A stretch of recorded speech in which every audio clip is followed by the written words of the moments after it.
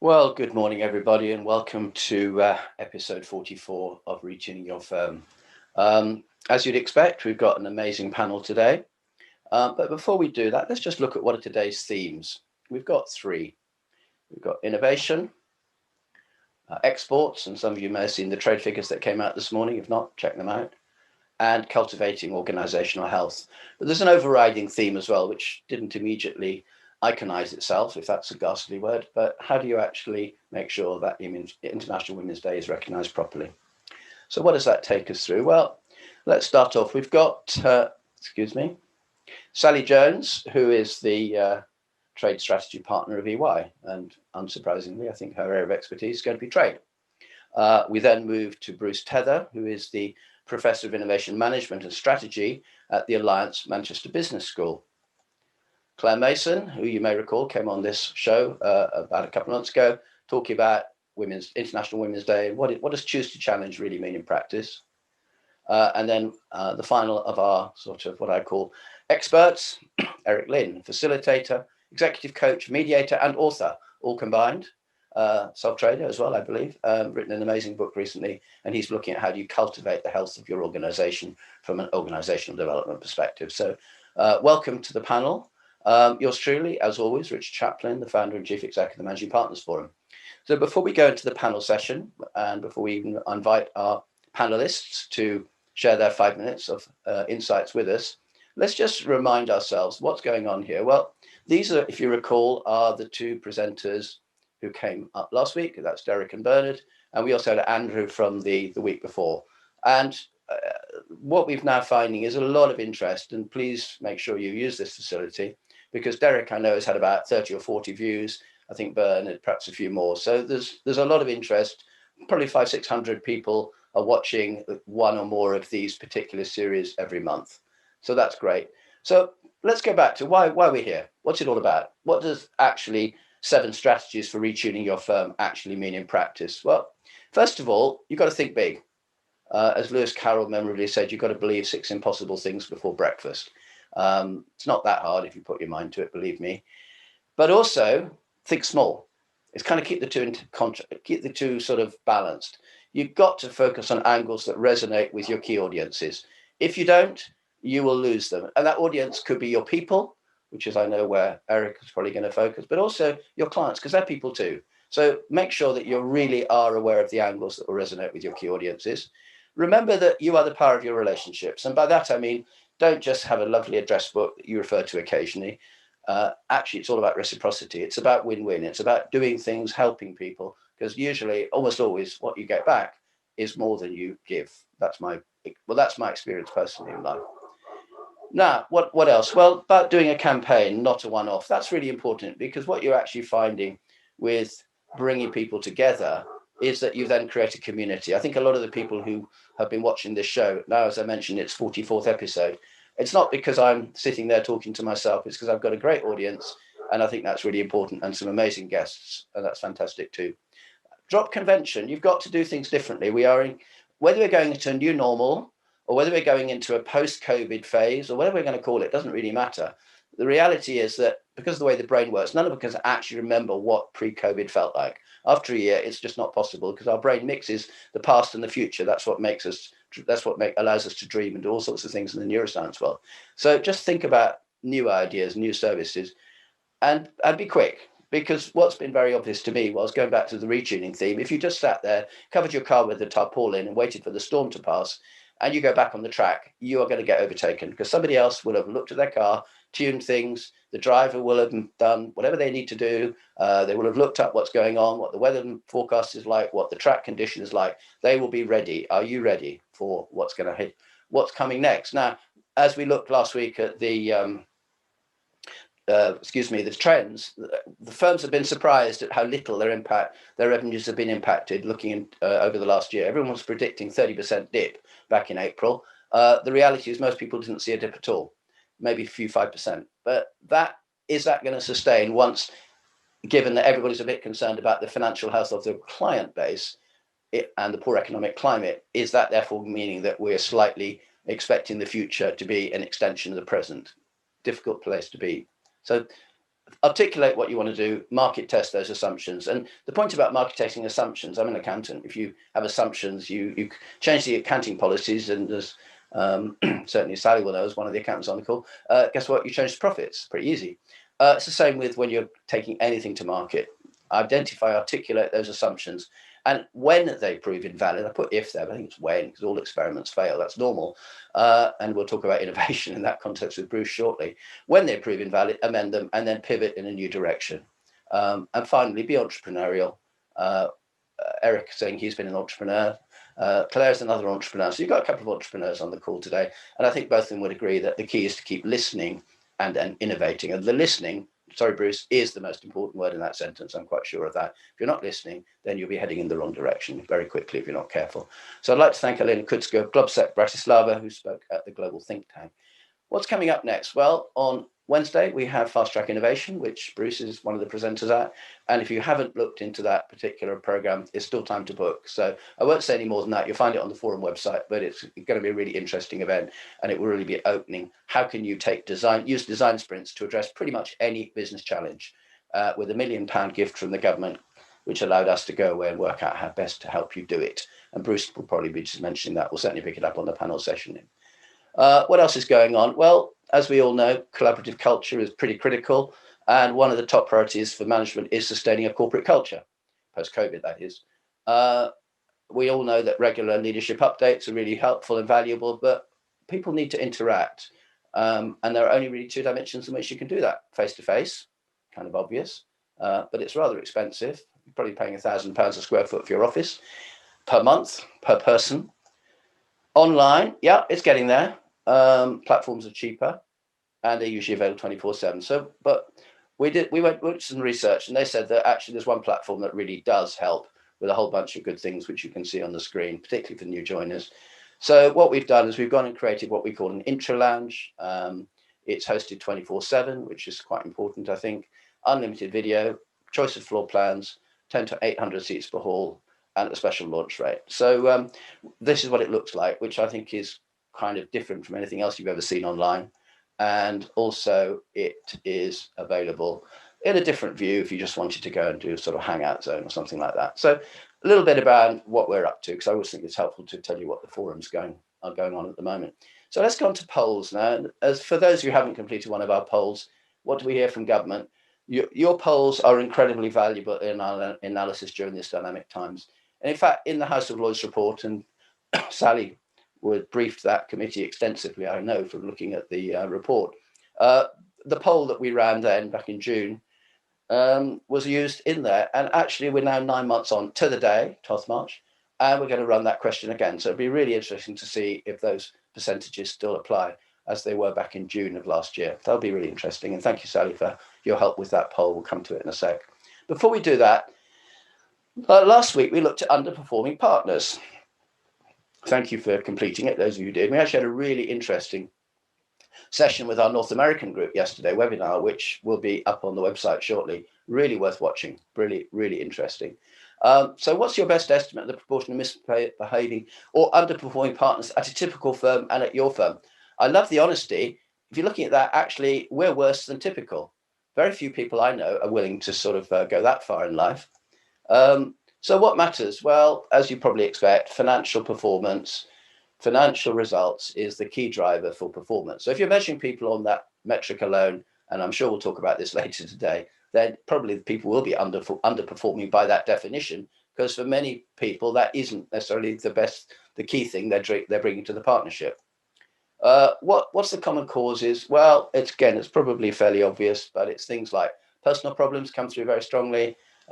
Insecurity comes through, fear of failure, and also looking a bit lower down, lack of awareness of how to resolve their underperformance. And I think one of the things that we're talking about a bit later today is, and particularly in the sort of design area, design isn't about pretty pictures, it's a process, a way of thinking, a way of getting from A to B. So what else are we looking at? Well, what are the production trends? About, well, 2/3 of firms are thinking about partner reduction. That's quite interesting. They're finding it difficult to change gear. They're slimming down the partnership. They're lackluster performance. You can see the rest. And the best practice statements. Again, these are the things that you should be doing. Only one of them even gets half the firms doing it. I won't go through the detail, it's all on the website. And when you come to the poor practice, actually only 90% of firms have got at least one of those poor practices. So I think there's a lot of work there that leaders could be thinking about. I won't go through the detail. It's all on the website. You can read it.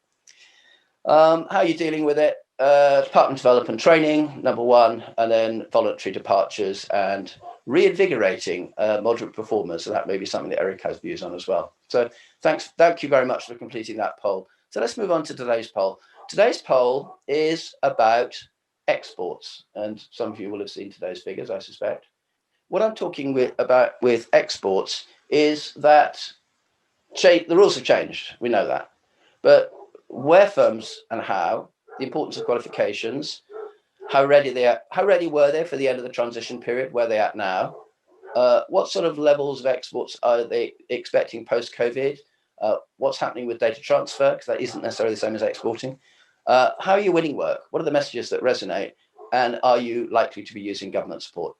So thank you for all completing. Some of you aren't exporting at all, so obviously you're going to have to factor in that 25% or so who don't export, and Sally will know whether that's 75% exporting is typical. I sense it's quite a high number, but the EU is by far and away the area in which firms are exporting professional services.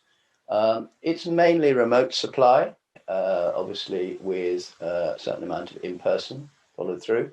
In terms of important qualifications, it's a little bit less than last time we did it. I think the percentages, it's more like 44, just around important, 19% nice to have. But none of you are saying it's not because the professional qualifications are not required. To what extent was the firm prepared? Somewhat prepared. I think that's probably fair enough as the most sort of commonest. And now I think somewhat has moved to mostly, but nobody is there completely. Again, that probably won't surprise Sally. To what extent do they think that post-COVID exports? About the same, 56% comes through. And in terms of, again, focusing to the rest of the world, North America, etc., about the same comes through. In terms of, are they doing international transfers? Most people are not doing that from the look of it. And in terms of when exporting services, what are the three most effective messages? Well, we've done the work already, 69%. Our brand and reputation comes through second, and then the technical quality of our services is third. So again, that might be helpful. And the final question is, to what extent is your firm likely to take advantage of government advice or financial services? Not at all, 44%, and somewhat 25%, and hardly anybody doing anything more than that. So I will stop sharing there, and I will invite Sally to come and give her thoughts and start our panel sessions. Thank you, Sally.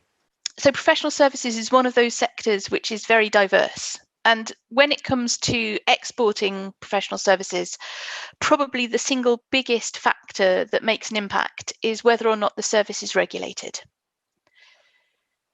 So we tend to operate a three-step process when we're helping our clients to understand if they can continue to operate services post-Brexit.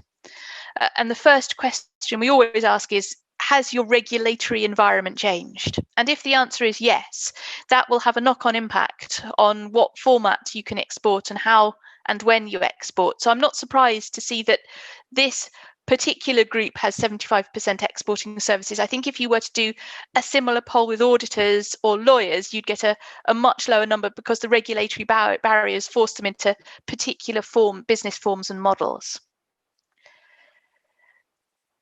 But if we can turn to trade more generally, both in the context of how it impacts on our clients and how it impacts on our businesses, then I think Richard really summed it up right at the start of the poll, in which he said trade is changing, and that has never been more true now today than it ever has been.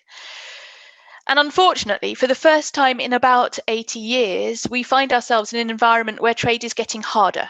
We'd got used to a world in which trade, in the very broadest sense of tariffs, non-tariff barriers, at border barriers and behind border barriers, we'd got used to the idea that all of that was becoming easier because the experience of the 70 years following World War II told us that that was the case, that supranational bodies and member governments were all of them working to reduce trade barriers and therefore reduce cost and reduce risk for business. It felt like an unstoppable trend. However, what the past 10 years have shown us is that that trend first slowed and then stopped and is now actually reversed. So trade is now getting harder for all businesses globally. The waters in which they swim are getting colder and the currents are getting stronger. And we see that in digital and technology. We see it in sustainability, in the trade wars that President Trump kicked off, but which have continued nevertheless. We see it in the undermining of the international systems, such as the WTO appellate body and the collapse of plurilateral negotiations. And we see it in the servicification of the economy. Which means that the previous liberalisations in goods trade have less of an impact on businesses now. Now, that's the global picture, but it is particularly true for UK businesses. And that's because UK businesses have not had to consider trade for the past 40 or so years. It was devolved, in effect, to the European Commission and then the European Union. So what does that mean, most importantly, for our clients? It means that they need to get nimble and agile when it comes to trading matters. If I could break it down into the consultant's typical 3 steps, first of all, businesses need to acknowledge that this is a change, that the trend of trade easements has reversed, and that trend of reversal is likely to continue for the next 10 to 20 years as geopolitics leads the way. Secondly, UK businesses in particular need to learn the language of trade. We find typically that when we're talking to government, they have one lexicon, that commercial businesses have a second lexicon, and those two don't meet in the middle or barely meet at all. And I had this experience myself as a trade specialist when I started talking to companies about Brexit. And I'd bounce enthusiastically into meetings and say to businesses, so tell me what your new market access barriers, restrictions are going to be. And the businesses would go, we don't know, we just do what we do, but we couldn't tell you what's going to change. And that was a real eye-opener for me, that just being a trade expert isn't enough. You need to be commercial at the same time and vice versa. So that's the second point, is learn the language of trade. There are all kinds of really, really helpful online resources, oftentimes free. If Richard would permit me, then after this webcast, I want to put a link to a couple of free resources to him so that he can share with you, but you don't have to pay a fortune for this stuff, or indeed at all. And then once you've learnt the language, you can start to help your clients to understand where they have exposures, where their market access barriers are going to change, and so their cost base is going to increase, as is their risk. And also, let's not forget this, where the opportunities might be, because there are inevitably opportunities here for a well-advised business. It's like the old joke about how do you escape from a bear in the woods? You run faster than your friend. You can be very successful in the world of trade if you're just a little bit better than your competitors. So bear that in mind. And then thirdly, and this is where the Managing Partners Forum can be really helpful to you, work out what you want to engage with government and other stakeholders on, because this is a very rapidly evolving environment. The UK government is crying out for engagement with business to understand where and how it can make things better.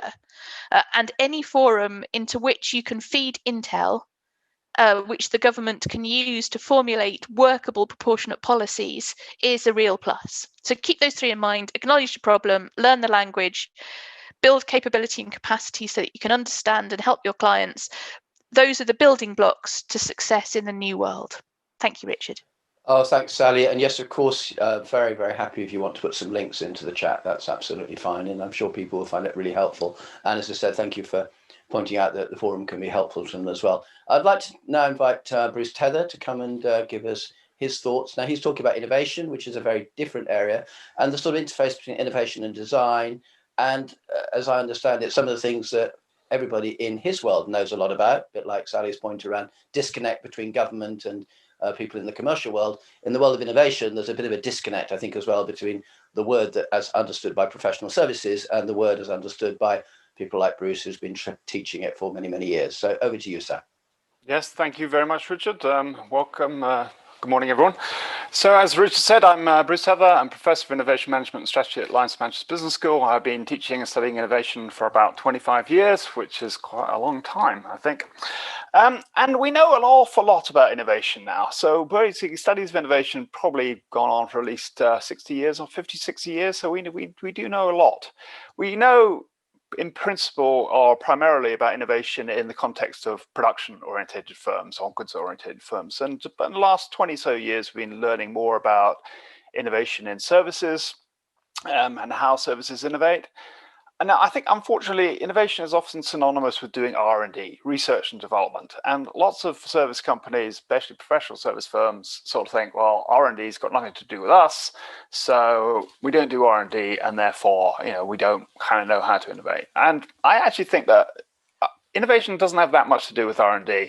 I mean, over the years teaching innovation now, I teach hardly anything about how to manage R&D, or at least explicitly about how to manage R&D. It's becoming much more a process involving all across the whole organization. A lot of it's not about being at the forefront of technologies. It's about understanding opportunities. I mean, actually, the connection there with what Sally was saying about trade opportunities is a very good one. I mean, opportunities, innovation can also involve how do you react to changes in the trade environment, for example. So we do know a lot about that. I think there's a sort of sense that professional service firms are not very open about how they innovate. It's not very clear how they innovate, whether they innovate through kind of proper processes, if you like, or it's a bit more muddling through. Anyway, I'm basically a big fan of design. I think design is a big, powerful way to innovate. And coupling design with development as opposed to research and development is very powerful. So what do I mean by design? Well, unfortunately, I think lots of people think design is about making things look pretty. Okay, so it's about decoration, making things look nice, blah, blah, blah. I don't think it's got, well, it has got something to do with that, but it's not really what I think design is about. I think design is about a way of thinking. It's a generative way of thinking. And if I pick up on Sally's example, it's a sort of thinking about what might be. So what might be the occurrence, for example, if we have Brexit or a hard Brexit? How would we prepare in the eventuality of this happening, right? What might be if we have an outbreak of some horrible virus which causes us all to shut down? Now, we can not think about those things, and we can just sort of react to them as they occur and sort of panic and see if we can put our business back together in the eventuality, or we can try to prepare for eventualities. Of course, this may not be possible to prepare for all eventualities, but there are eventualities which are reasonable, if not saying they will happen. The point is that they might happen.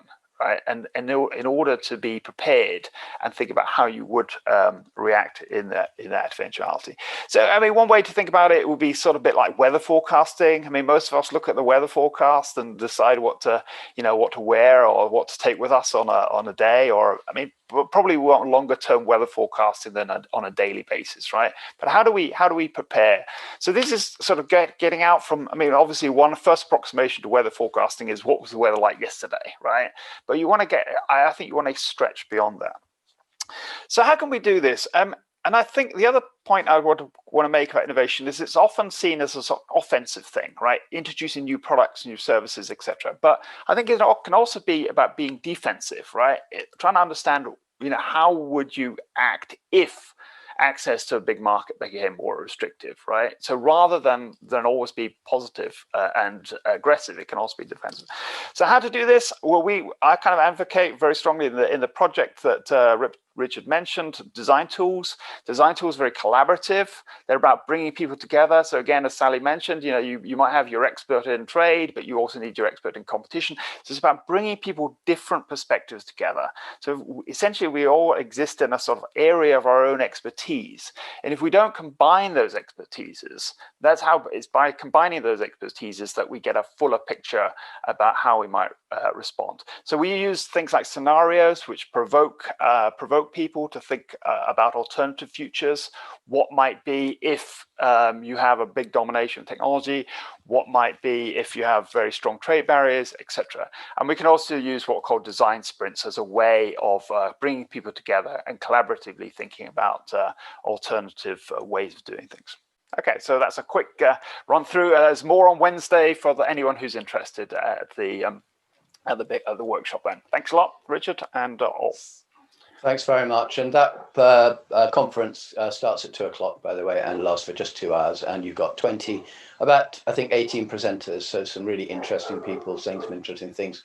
Right, I'd like to now turn to, we talked a bit about barriers there and barriers to design. And in a way, the reason you have International Women's Day is because of the perceived barriers for people to progress in their roles based on their gender. And I'd love to invite Claire to come and talk a little bit about that topic, please. Thank you, Richard. Well, to mark International Women's Day this week, I wanted to take the opportunity to ask you all for your support with an issue which you are uniquely well placed to champion as leaders of professional services firms. That issue is the gender say gap. The gender say gap is a term I coined to highlight the invisibility of women and other diverse groups in just about every walk of business and public life. Women are actually disproportionately the experts in the room. We're more likely to have a degree and to work in a high status profession. You only need to look at the talent in your own organisations and joining this session to know that women have so much expertise to share. So why aren't we hearing from the female authorities?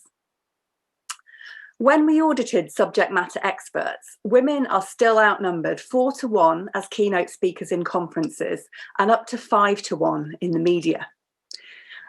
I was hopeful that the legacy of movements like Me Too and Black Lives Matter would be a would mean that we would see a continual improvement in say equality, that it was an unstoppable trend.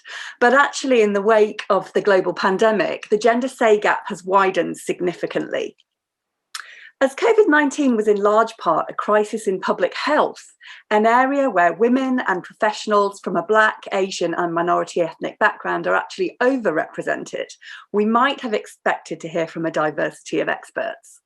But the media still turned overwhelmingly to white men as figures of medical and social authority, falling into a pattern of consulting male experts on matters of strategy and policy, and frontline female and ethnic minority contributors on the practical implications. Look out for it next time you tune into the media, and it's one of those things that once you see it, you can't unsee it. And we can't simply blame the media for this increasing gender say gap. Organisations themselves have a responsibility to provide a diversity of experts on every subject. City University's Expert Women Project found that a key driver of this widening say inequality in the UK is a lack of female ministers running departments. So if this was a FTSE 100 company, there would be outrage, for example. So journalists keen to promote diversity and keen to meet their own self-imposed diversity targets have complained that prior to last December, a remarkable 6 months of government COVID briefings were led exclusively by men. And this matters because it's not only driving a gender say gap of up to 5 to 1, which is the worst it has been in years, on flagship news programmes. But what's more important than that is that it's normalising a lack of representation of women in authority. We're simply not seeing female leaders. And not hearing from expert female and diverse leaders means we're only getting half the story, which means we face the consequences of huge gaps in information, representation and policy, which we have seen emerge in relation to COVID and its impact on women, for example. And as we seek to attract more diverse talent into sectors and roles where women and BAME professionals are underrepresented, we need to shine a brighter spotlight on the role models. So as professional services leaders, you all can play a massive role in bridging the gender say gap by providing more women and more diverse subject matter experts to ensure greater balance in the media and in conferences so that we can see those female experts as in their leadership roles. The theme of International Women's Day this week is Choose to Challenge. Your organisations are teeming with amazing professional experts on just about every subject. So I choose to challenge you to put in place a programme to nurture a talent pipeline of women and diverse spokespeople to represent your organisations. Consider who represents you, measure your say equality, and create a programme to help your diverse experts build confidence and capability with media and public speaking. If you do this, you'll be rewarded with a diversity of thinking, which feeds the innovation that we've been talking about, and also a competitive advantage for media and with conference organisers who will be keen to hear your spokespeople's voices and insights.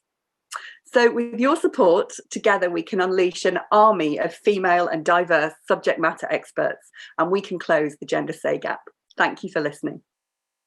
Oh, thanks, Claire. And actually, what's really important, I think we've seen this on other presentations. We had Susan Vinicum and we had Fiona Haythorne, and do check them out in the site. And the point they were making is that, yeah, it will take a long time for certain positions to be shift gender, leadership roles, for example. But there's any number of what's sometimes called proxy metrics that you can put in place in the meantime to at least, if nothing else, to celebrate successful advances towards your goal. So don't think that it's a binary situation at all. It's, as Claire said, challenge the status quo, but set some really nice, simple steps that people can achieve and then say, great, we're on the way. So, and it's not necessarily the managing partner, as you say, Richard. It may be that we're not going to be 50-50 at managing partner yet, but women like Sally talking about subjects like exports, that's what we need to see, is this diversity of spokespeople who will carve out that and be seen in that role, which will inspire the next generation. Fantastic. Well, I'm sure we'll pick that up on the panel, but before we get to the panel session, I'd like to invite our last guest for today, who's Eric Lynn. And Eric, as I mentioned, been self-employed for a number of years, and we'll talk a little bit about that if he wants to, but I think his real focus is going to be on how you cultivate the health of your organisation. And to save his blushes, he has a new book that's come out, which is really interesting. So I'd recommend you to have a look at that. That way he doesn't have to promote it himself. Over to you, sir. Good morning, everybody. I'm Eric Lynn. Fundamentally, I'm an organization development consultant, focusing on organization culture and organization change, which are two of the least well understood fields in the whole field of working in organizations and with people.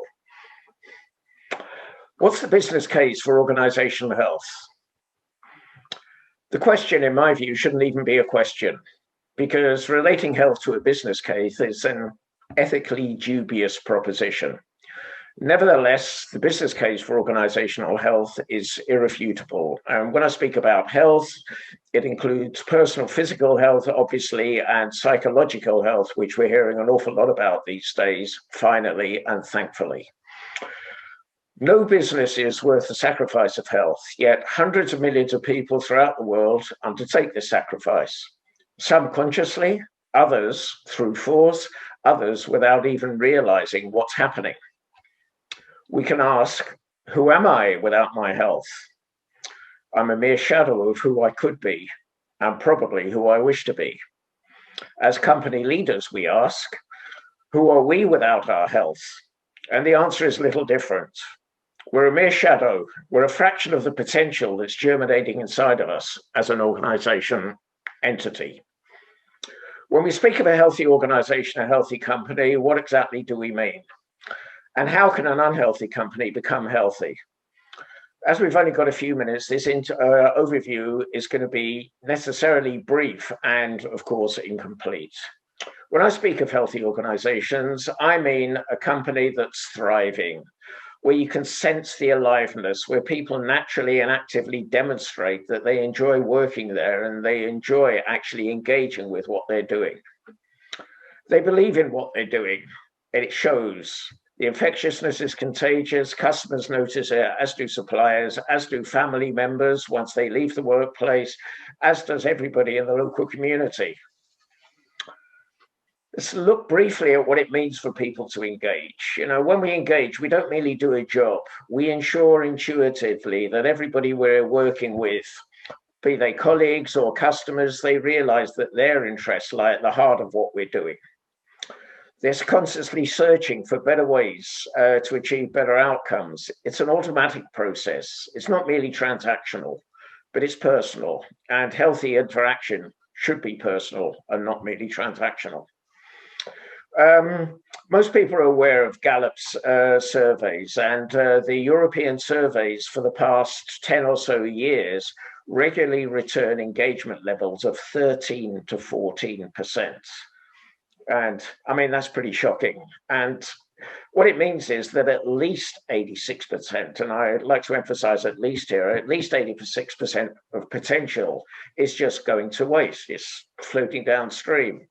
Now, as a company owner, if I heard this and relate it to my own company, I'd be concerned and I'd be asking some pretty poignant questions. An organization is one entity. And organizational health is holistic. It's like we think of ourselves, if we eat something that we shouldn't have eaten, we might get a stomach ache. And if we got a stomach ache, we can't really be expected to think wholeheartedly about our work just because we haven't got a headache. And it's similar in organizations. A toxic environment in one department is likely to spill over. One cantankerous employee or manager can negatively influence the environment in the whole department. And this too is going to spill over.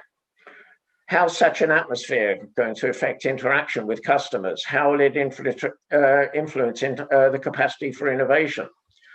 Questions are endless, and as indeed is the stream of wealth. As human beings, we're social animals, and social systems are relational by nature.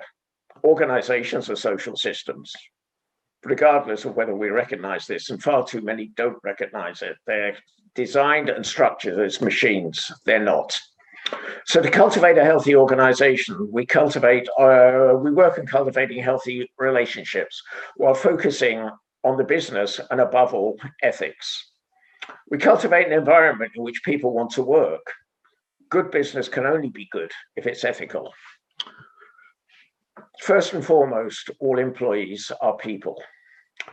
When people find meaning in their work, in their relationships with colleagues, customers, suppliers, they'll naturally take ownership for their activities. Ownership goes far beyond what we generally consider to be engagement. What happens? Quality improves. There's a reduction in physical sickness, stress levels, etc. Economic health, which is more commonly referred to as financial results, they improve. Not every meaningful activity here that we undertake is measurable, but the end result certainly is. This is what I consider to be the irrefutable business case for organizational health. The ethical case is more compelling still. And for me, it begets the question, what kind of world do we want to be living in? We're actually creating this world with all our interactions. So this is a kind of appeal. Consider what we are really doing in organizations. As Richard mentioned, I'll go into more detail in all of this in my book, and there's also a program designed around it. And if Richard would like me to, I'm happy to share the link. Thank you. Thanks, Sarah. Yeah, please do share the link. That's absolutely fine, because at the end of the day, we as a forum are not doing our members justice if we don't share useful information with them. That's where I come from anyway. So what next? I think it would be, we're now moving into the panel session. We've got about 15 minutes left, so that's great. I'm quite interested in what Claire was saying about choose to challenge. And I'd be curious, and Sally, I appreciate this may be not an easy question, but to what extent have you found, as somebody who's clearly an expert, the barriers that Claire was referring to within your career or with colleagues that you are familiar with? Claire, do you want to kick off? Yeah, no, I'm very happy to. So I think the wonderful thing about professional services firms are that this is a sector where women are succeeding. You only have to look at the graduate intake of your firms and how many women are so well qualified and doing so well. Obviously, there's a lot of work to do to get women all the way to the top, but at that subject matter expert level, there are thousands of you and you're brilliant. And I actually think that professional services experts can really help us bridge this gender say gap, because you guys are experts on all sorts of topics. And so I think it's a really good opportunity to really bridge the gap, because women are there in those very expert positions at that leadership level. It's about building confidence and capability and actually stepping into the spotlight and getting comfortable with having a public profile, which a lot of people may not see as a core part of their job role or something they've aspired to. I think it's also challenging for women because as we've seen in the media, you know, even just the treatment of Meghan Markle, for example, that we are more likely to be judged harshly, treated harshly and trolled. You only look at the experience of women with a public profile like female MPs, for example. So I think that can be off-putting. But I think public speaking and having a public profile is a skill like any other. And I think with the investment in training and growing experience, women can really shine. And I think it's really important to inspire the next generation because the women are there. I think with Black and minority ethnic professionals, it's a different challenge because it's much more a problem of access, whereas women have really cracked it in professional services now. So in that case, our senior leaders from a Black and minority ethnic background are potentially rarer. And so it's about really helping those individuals to do that extra labour, to be seen so that they can inspire the next generation and recognising that labour. So, for example, you see management consultancies set targets that they will be 50-50 women. But if they're not releasing the women that are going to the careers fairs and doing the speaker platforms and doing the media from some of their billable targets, they're not actually recognising the extra labour that this diversity promotion is actually costing. So that's quite an interesting factor as well. But I'd love to hear your own journey, Sally, and how you found sort of building your career to have that public profile. Well, I guess I would probably just be able to offer a series of observations in no particular order, as they say on the X Factor.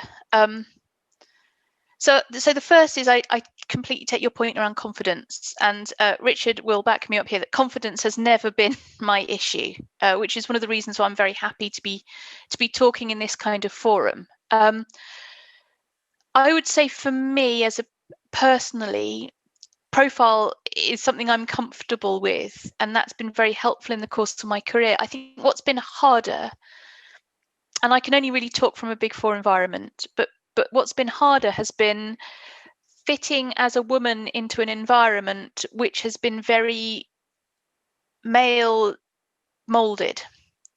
And I see that a lot in the people that are coming up behind me, in that you have to be willing to promote yourself. You need to be an extrovert. You need to be able to speak up in meetings. You need to be able to sell. You need to be able to do the whole "yay me" bit. And women are often really uncomfortable with that.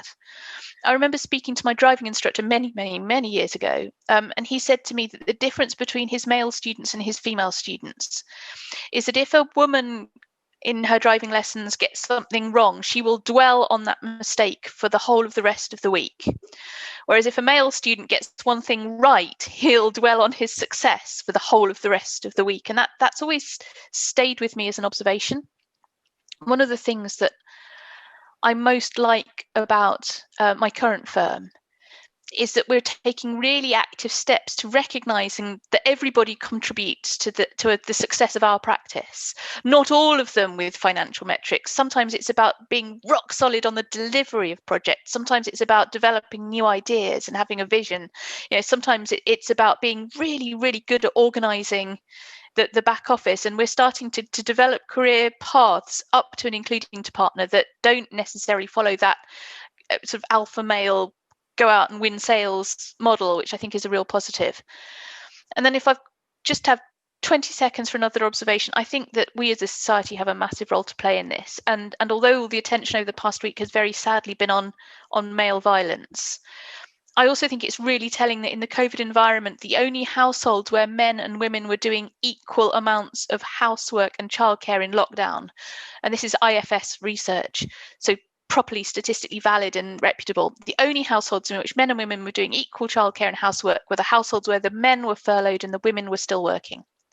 In every other setup, including where both were furloughed or both were still working, the women were taking the bulk of that load, and that mental load and time suck.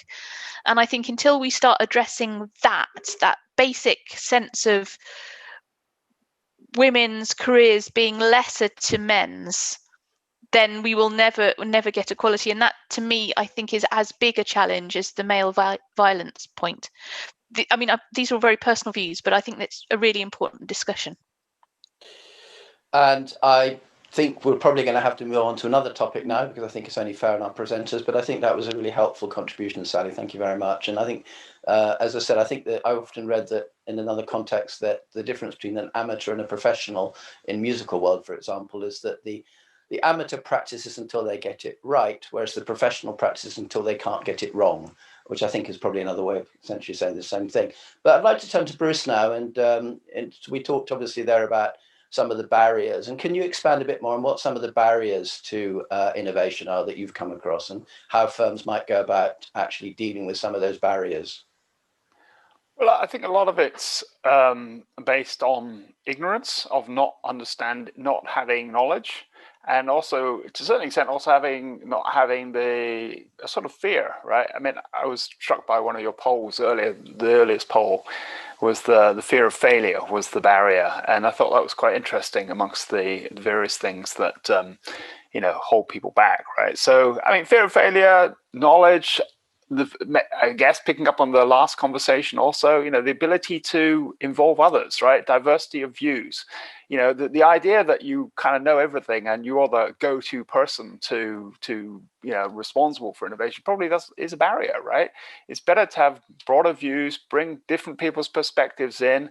Often bosses of companies might be a bit like me, middle-aged, white male. I don't know everything.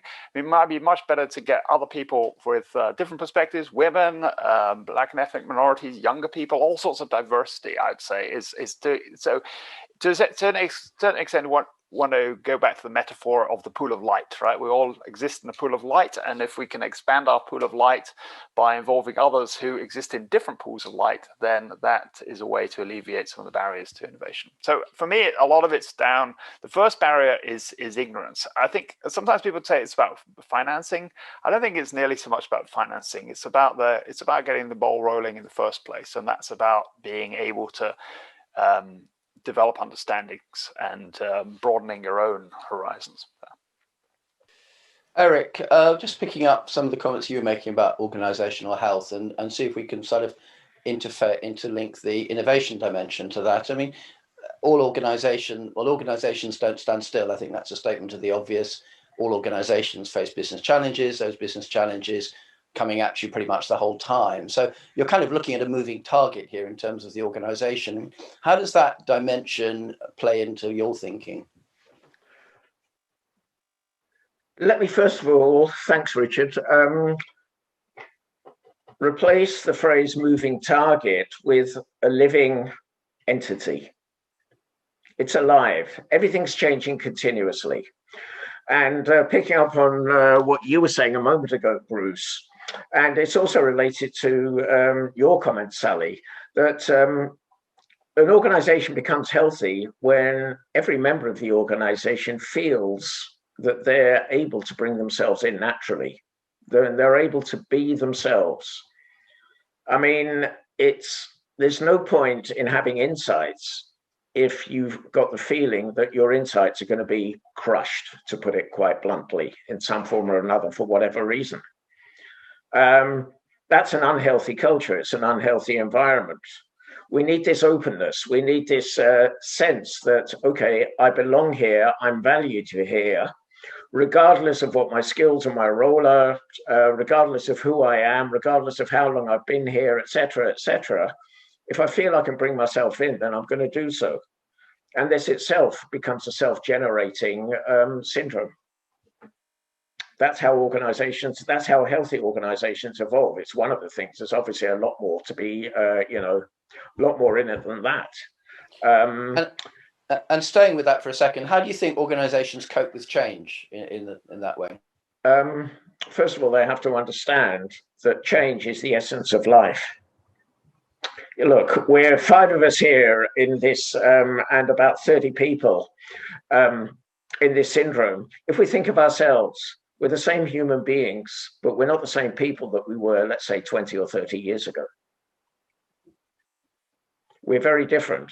This is life. It's the same for organizations. If we look at the entities in which we work, it might have the same name, but it in essence is different because we're evolving with one another. So when we talk about, when I talk about organization change, I talk about intentional organization change initiatives. And the fundamental question is always, what do we want our organization to be? And this entails inviting people to contribute as opposed to forcing things upon people.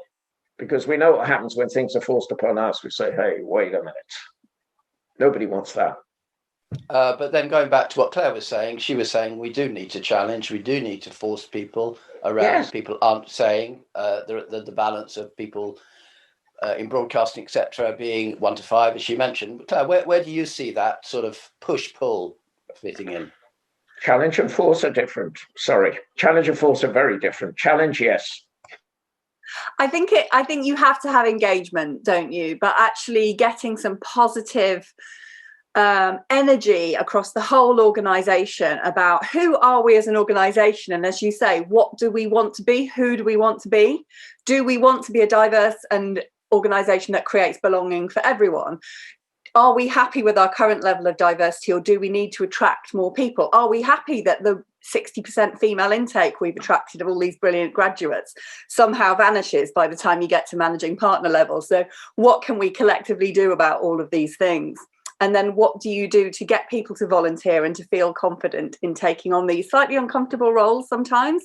So Sally was very lucky in her confidence, but not everyone feels like that. So how do we treat it more as a skill rather than something that's innate in our personality, and say, yes, we can all learn to do this, whether we're introverts or extroverts, and really build the confidence there, I think.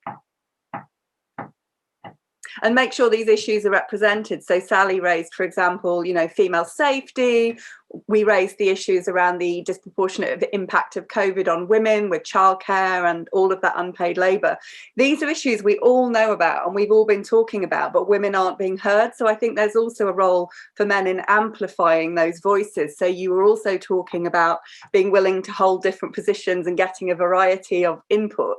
I think also men can do an awful lot to amplify women's voices and agree and support to help us get this change, because as you said earlier, it's often a white male who's actually in charge. So being an ally and recognizing the power that you have and what you can do to make your organization the organization you want to build, that creates that sense of belonging for everyone, means you will get the best graduates, means you will have the strongest purpose, means you'll be more successful. Well, I'm cautious as a white male, pale, and all those other adjectives, but I'm delighted that we had a good gender balance today on the show, and that's something that I always think is really important. And I'd like to thank, as I said, all our various fantastic presenters today. I'd like to thank Eric, I'd like to thank Sally, I'd like to thank Claire, and I'd like to thank Bruce for their great insights. And I think we covered a lot of material today, and that's really great. For those of you who weren't able to stay with the whole show, it will be up on the forum website in the next week. Looking into next week, we've got Francesca back, we've got Jeremy back, and then we're looking a little bit more at some interesting areas. We've got Stephen Woodford, who runs the Advertising Association, and Barry Bryan, who is a chief executive of a tech disruptor. So that will be, again, an interesting set of people. As Bruce said, do join us for the free conference on Wednesday. If you haven't booked your place, now's still got time. And I'd only like to say, as always, thank you very much for being with us today. I hope you found it valuable. Please encourage your peers to joke with us, and we're back next Friday, so look forward to that. Thank you very much again. Great audience. Have a wonderful day. Bye for now.